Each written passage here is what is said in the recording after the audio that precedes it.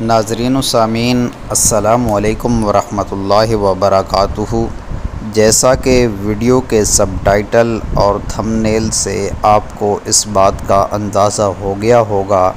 कि ये वीडियो किस चीज़ के बारे में है। जैसा कि हमने थंबनेल के और सबटाइटल के अंदर आपको बतलाया कि वो कौन सा ऐसा काम है जो घर के अंदर करते तो आप हैं,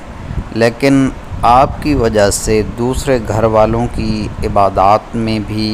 मुश्किलात का सामना हो सकता है, उनकी इबादत में भी खलल वाक़े हो सकता है। वो कौन सी ऐसी चीज़ है कि जिसके करने की वजह से आपकी और आपके घर वालों की नमाज के अंदर खलल आ सकता है।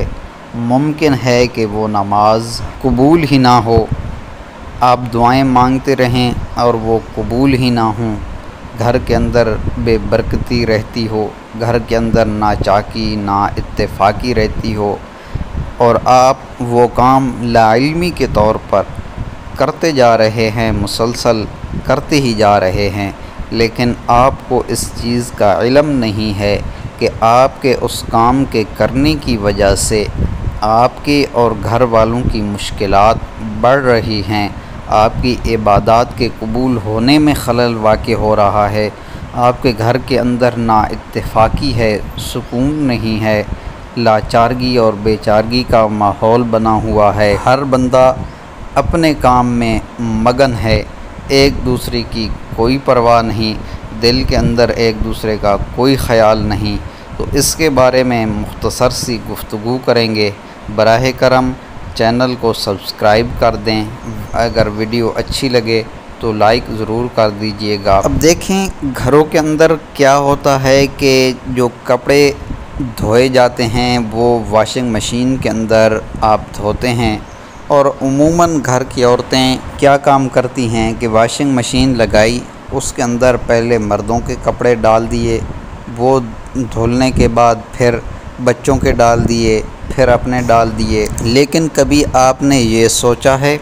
कि अगर खुदा न खास्ता आपके जो कपड़े हैं उनके ऊपर जो आपकी नजासत लगी हुई है, उम्मीद है आप बात को समझ रहे होंगे, जो बालिग़ हज़रात हैं उनकी जो नजासत उनकी शलवार के ऊपर लगी हुई है या किसी भी कपड़े के ऊपर लगी हुई है, अगर आपने उसको साफ़ न किया और इसी तरह उन्होंने वो वॉशिंग मशीन में डाल दिए और बकिया कपड़े जो हैं वो भी साथ में डाल दिए और वो उन्हीं कपड़ों के साथ धुल रही है, तो वो नजासत उस कपड़े में से निकल कर दूसरे कपड़ों में जज़्ब होती जा रही है। इसी तरह अगर बच्चों के कपड़े हैं या घर के अंदर किसी और के कपड़े हैं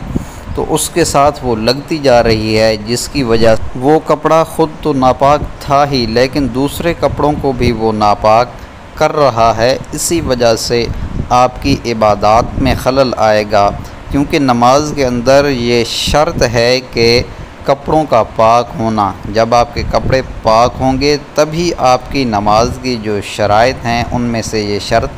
पूरी होगी। अब दूसरी बात देखें कि वहाँ पर आपके घर में से आपकी माँ के, आपकी बहन के, इनके कपड़े भी धुलने हैं, उनके दुपट्टे भी धुलने हैं, और वो नजासत जो आपके कपड़ों पर लगी हुई थी वो उनके साथ भी लग रही है। एक सलीमुल फितरत इंसान ये चीज़ कभी भी तस्लीम नहीं करेगा कि उसकी माँ के या उसके बहन के कपड़ों के ऊपर वो नजासत लगे, लेकिन लाइल्मी लाशऊरी के तौर पर ये काम हो रहा है। आप सबसे मेरी गुजारिश है कि अगर किसी भी वक्त आपके साथ ये मसला पेश आता है, क्योंकि इंसान है और ये फितरती चीज़ है, ऐसा हो सकता है, तो आप बराह करम ऐसा करें कि उस कपड़े को अच्छी तरह से धो लें, अच्छी तरह भिगोएं। अगर घर के अंदर पानी का नल मौजूद है तो उसके नीचे करके उसे खूब अच्छी तरह रगड़ें, साफ़ करें, धोएं।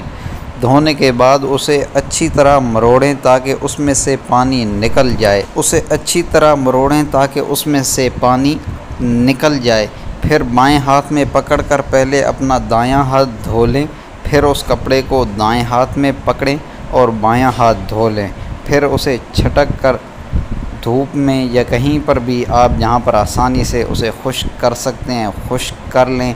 उसके बाद चाहे घर वाले जिस तरह से भी धोएं, लेकिन इस चीज़ का एहतमाम करें, सोचें कि ये जो बात मैंने आपसे कही है कहीं ये गलती आपके घरों में भी तो नहीं हो रही, और अपने बच्चों को, अपने भाइयों को, अपने बड़ों को इस चीज़ से आगाह करें। दुआ है अल्लाह रब्बुल इज़्ज़त हम सब को इस पर अमल करने की तौफ़ीक नसीब फ़रमाए। वमा अलैना इल्लल बलागुल मुबीन।